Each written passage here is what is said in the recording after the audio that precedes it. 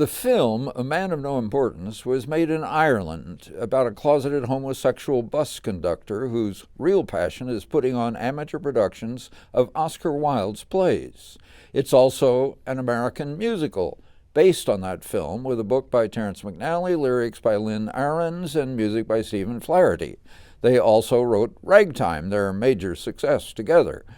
A Man of No Importance had a 4-month run at Lincoln Center in 2002 and pops up now and then for brief runs. Now RS Theatrics is producing it at the Marcel Theater.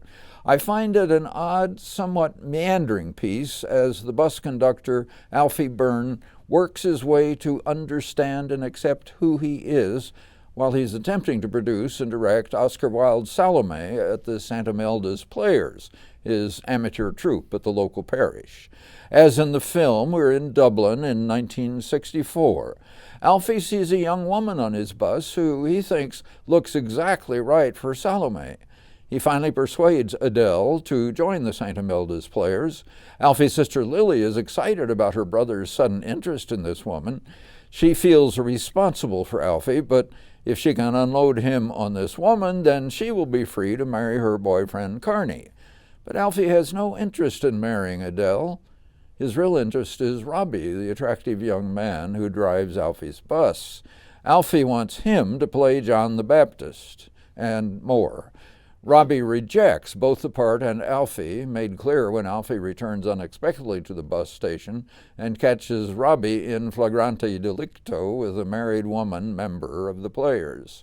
A strange man named Breton Barrett has propositioned Alfie twice. Now Alfie seeks Barrett out.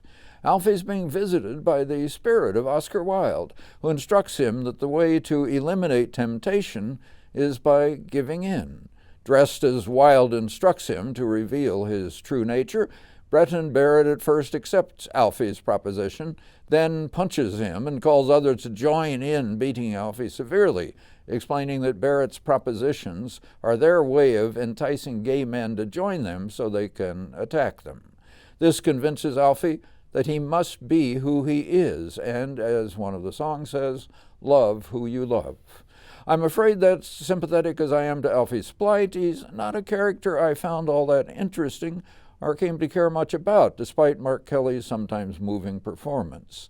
Lindy Elliott plays Adele quietly and does very well with the difficult task of reading Salome's lines as a bad actor would, though she has a small if pleasant singing voice. Indeed, while the cast includes several strong singing voices, most of them lost somewhere the ability to project their speaking voices consistently. Granted, they're using an Irish brogue, well coached by Kelly, but the Marcel is not a large theater. They should not have trouble speaking to their audience as well as to their fellow cast members. Stephanie Merritt is forceful as Alfie's sister Lily.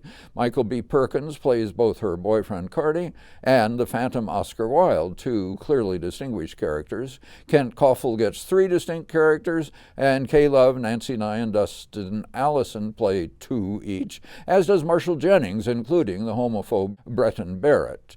Kellen Green has depth as the bus driver, Robbie, that Alfie desires. Jodie Stockton and Jennifer Theby Quinn complete the company of Players, with Theby Quinn's character the adulterous wife and the singer of a lovely number at a service.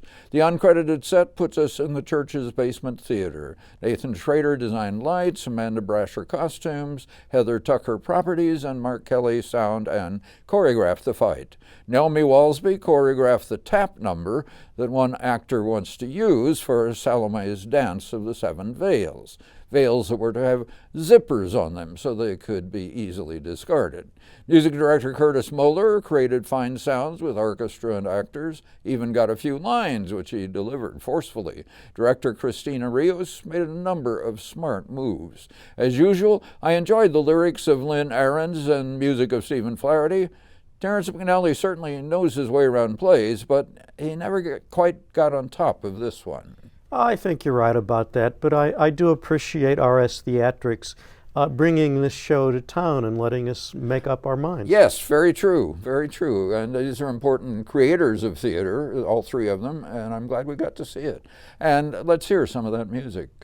I think of the times we was both of us kids. It was me who was stand up for you. brother. I